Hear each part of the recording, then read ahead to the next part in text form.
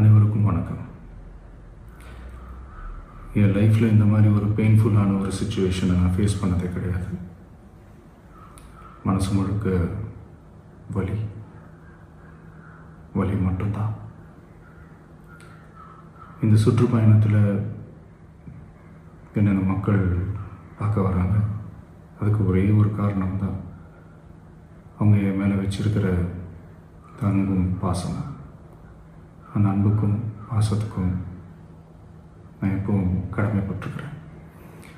அதனால தான் இந்த சுற்றுப்பயணத்தில் மற்ற எல்லா விஷயங்களையும் தாண்டி மக்களுடைய சேஃப்டி, அதில் எந்த காம்ப்ரமைஸும் பண்ணிடக்கூடாதுன்றதுக்காக தான் அது என் மனசில் ரொம்ப ஆழமாக இருக்கும் அந்த எண்ணம்.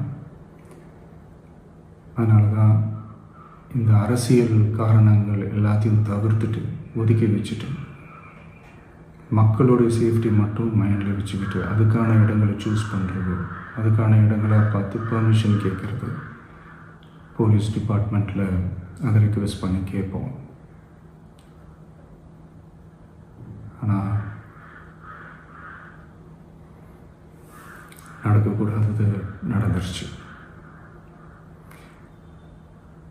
நானும் மனுஷன் தானே. அந்த நேரத்தில் அத்தனை பேர் பாதிக்கப்பட்டு இருக்கும்போது எப்படி அந்த ஊரை விட்டுட்டு என்னால் கிளம்பி வர முடியும்?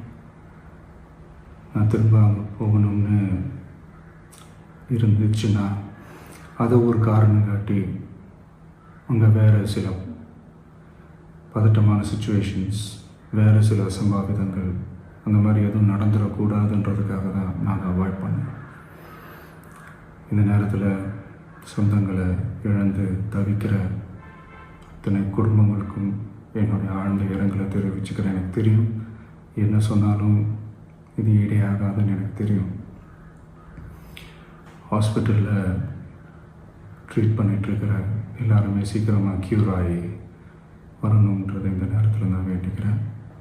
கூடிய சீக்கிரமே உங்கள் எல்லாரையும் நான் சந்திக்கிறேன். இந்த நேரத்தில் எங்களுடைய வலிகளை, எங்களுடைய நிலைமையை புரிஞ்சுக்கிட்டு எங்களுக்காக பேசின அரசியல் கட்சிகளை சார்ந்த நண்பர்கள், தலைவர்கள் அனைவருக்கும் என்னுடைய நன்றியை தெரிவிச்சுக்கிறேன். கிட்டத்தட்ட ஒரு 5 மாவட்டத்துக்கு பிரச்சாரத்துக்கு போனோம். இந்த மாதிரி எதுவுமே நடக்கல. ஆனால் கரூரில் மட்டும் ஏன் எப்படி நடக்குது, எப்படி நடக்குது? மக்களுக்கு எல்லா உண்மையும் தெரியும். மக்கள் எல்லாத்தையும் பார்த்துக்கிட்டு இருக்கிறாங்க. கரூரை சேர்ந்த அந்த மக்கள் அந்த உண்மையெல்லாம் வெளியில் சொல்லும்போது எனக்கு கடவுளே நேரில் வந்து இறங்கி அந்த உண்மைகள்லாம் சொல்கிற மாதிரி எனக்கு தோணுச்சு. சீக்கிரமே எல்லா உண்மைகளும் வெளியில் வரும்.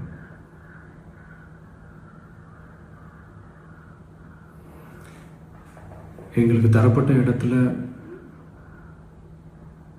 நாங்கள் போய் அந்த ஸ்பாட்டில் நின்று நாங்கள் பேசிட்டு வந்தோம். அதை தாண்டி எந்த தவறும் எங்கள் சைடில் நாங்கள் எதுவுமே செய்யலை. பட் இருந்தாலும் எங்கள் கட்சியை சேர்ந்த நிர்வாகிகள், தோழர்கள் மேலே எஃப்ஐஆர், அது மட்டும் இல்லை சோஷியல் மீடியாவை சேர்ந்த நண்பர்கள், தோழர்கள் அவங்க மேலே எஃப்ஐஆர்லாம் போட்டு இப்போ பிடிச்சிக்கிட்டு இருக்கிறாங்க.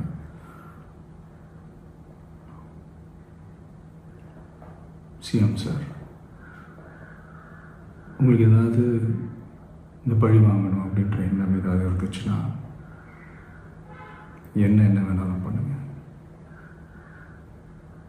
அவங்க மேலே கை வைக்காதீங்க.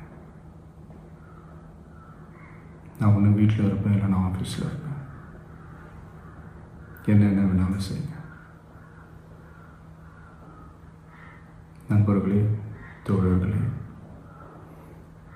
நம்மளோட அரசியல் பயணம் இன்னும் ஸ்ட்ராங்காக, இன்னும் தைரியத்தோட கண்டினியூ ஆகும்.